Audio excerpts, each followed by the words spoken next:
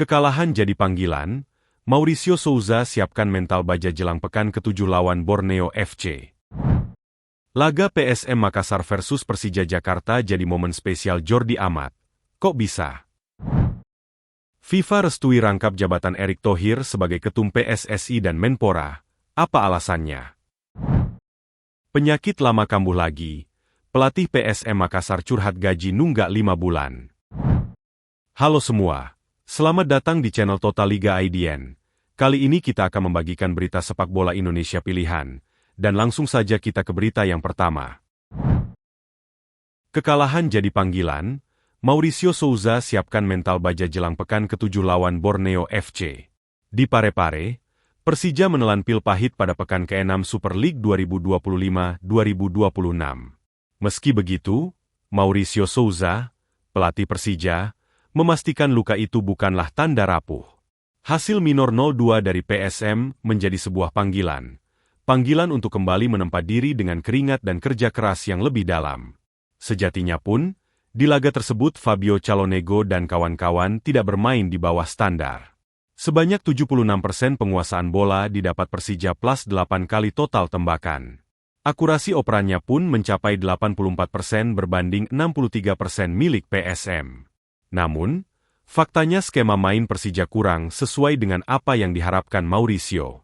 Tim kesulitan mengonversi peluang-peluang menjadi gol.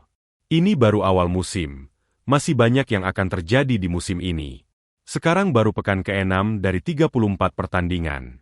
Kami harus sadar diri apa yang harus kami lakukan, kata Mauricio.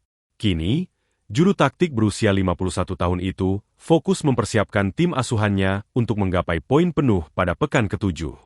Persija akan menantang Borneo FC di Stadion Segiri, Samarinda, pada Minggu 28 September 2025 pukul 19 waktu Indonesia Barat.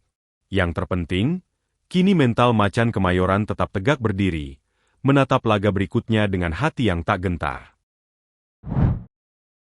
Laga PSM Makassar versus Persija Jakarta jadi momen spesial Jordi Amat. Kok bisa?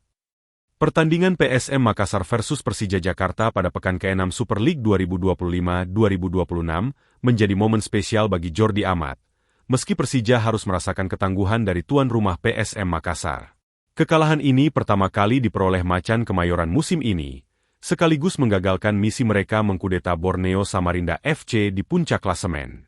Jordi Amat mengaku kota Makassar sangat berkesan. Pasalnya, ibu kota Provinsi Sulawesi Selatan itu merupakan kota kelahiran neneknya. Dia juga mempunyai keluarga di kota Manado, Sulawesi Tenggara dan kota Seattle. Jadi bagi saya itu adalah pertandingan yang sangat penting dan istimewa.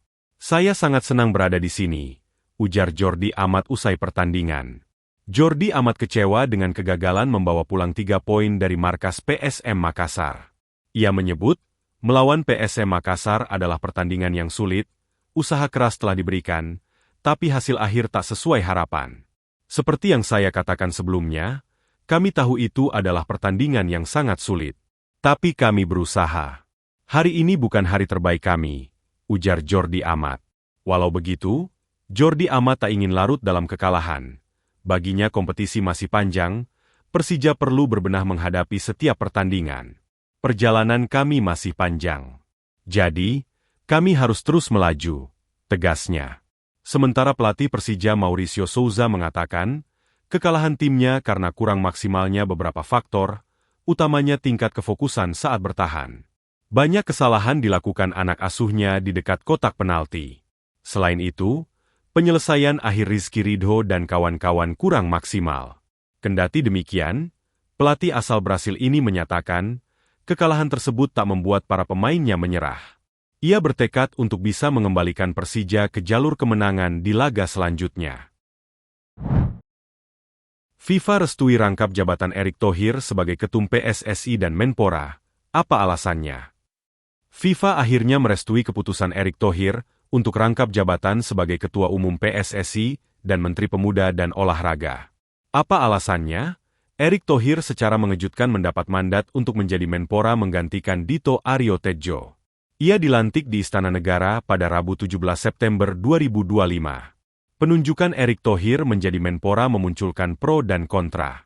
Hal itu tak lepas dari statusnya sebagai Ketua Umum PSSI. Banyak pihak menilai Erick Thohir harus mundur dari PSSI untuk menghindari konflik kepentingan dan kecemburuan dari federasi cabang olahraga lain. Namun tak sedikit yang merasa rangkap jabatan ini bukan sebuah masalah. Erick Thohir sendiri sejak awal dilantik menjadi Menpora menyerahkan keputusan akhir terkait nasibnya kepada FIFA. Ia bahkan menyatakan siap mundur andai diminta badan yang dipimpin Gianni Infantino tersebut. Namun FIFA akhirnya merestui Erick Thohir untuk rangkap jabatan. Hal itu dibocorkan langsung oleh yang bersangkutan. Tadi pagi saya dapat surat FIFA yang menyatakan secara statuta dengan track record saya yang sudah ada selama ini di sepak bola itu tidak ada benturan kepentingan. Jadi saya clean and clear. Nah tentu sebagai Menpora saya jaga keseimbangan itu, kata Erick Thohir. Saya mengucapkan terima kasih kepada FIFA atas kepercayaannya. Sikap FIFA ini membuat Erick Thohir yakin untuk menyelesaikan tugasnya di PSSI. Masa jabatannya di PSSI baru akan berakhir pada 2027 mendatang. Erick Thohir juga menegaskan sikapnya sebagai Menpora. Ia berjanji untuk memperhatikan seluruh cabur, tidak hanya sepak bola. Tidak mungkin saya sebagai Menpora, anak emasnya sepak bola. Anak emas saya nanti itu cabang olahraga unggulan yang 13 atau 14 cabur itu dan tentu olahraga yang lain. Kita tata ulang, tambahnya. Bapak Presiden juga ketika pelantikan bicara kepada saya secara langsung. Beliau percaya saya bisa menjalankan semua dengan baik, pungkasnya. Pelatih PSM Makassar, Bernardo Tavares mengeluhkan gajinya 5 bulan belum dibayar. Sampai saya pun di sini hampir 5 bulan belum mendapatkan pembayaran gaji. Jadi bagaimana kita bisa fokus? Sefokus-fokusnya di tengah-tengah kondisi ini, ungkap Bernardo Tavares saat konferensi pers jelang laga kontra Persija pada Sabtu 20 September 2025. Bernardo mengatakan, kondisi keuangan yang tidak sehat itu sudah dijalani 4 musim. Ini musim keempat saya di PSM Makassar. Sejak musim pertama kita selalu mendapatkan masalah keterlambatan gaji, keterlambatan pembayaran, keterlambatan bonus, kata dia. Keterlambatan gaji juga masih dialami para pemain di musim ini. Dia menyebut sudah mendengar beberapa keluhan pemain dan staf terkait keterlambatan gaji. Kadang-kadang saya dengar bahwa mereka kesulitan untuk membeli bahan atau pangan yang mereka harus gunakan di dapur mereka. Saya minta maaf karena saya harus mengatakan hal ini, katanya. Tavares menambahkan persoalan keterlambatan gaji sudah disampaikan ke pihak manajemen. Namun dia kesal karena pihak manajemen tidak menggubris. Saya sudah tanyakan kepada manajemen, dalam hal ini Fajrin, manajer kita, namun tidak ada jawaban, ungkapnya. Kendati demikian, Bernardo Tavares memastikan akan terus berupaya untuk memberikan kinerja yang profesional. Menurutnya dalam kondisi apapun dirinya harus bertanggung jawab dengan tugasnya sebagai pelatih. Dan kita, saya dan juga pemain dan juga staf selalu ingin memberikan yang terbaik dengan kondisi-kondisi ini. Bagi saya sekarang, sepak bola bukan seperti prioritas lagi, di tengah-tengah kondisi seperti ini, ucapnya. Dia menegaskan keterlambatan gaji bukan menjadi alasan atas performa buruk yang dilewati pada 4 pertandingan awal. Namun dia mengaku kesulitan membangun tim dengan kondisi keuangan yang tidak sehat. Sekali lagi, ini bukan alasan harus saya share kepada kalian. Dan tentu saja sulit untuk membangun skuad yang bagus di tengah-tengah kondisi seperti ini, jelasnya.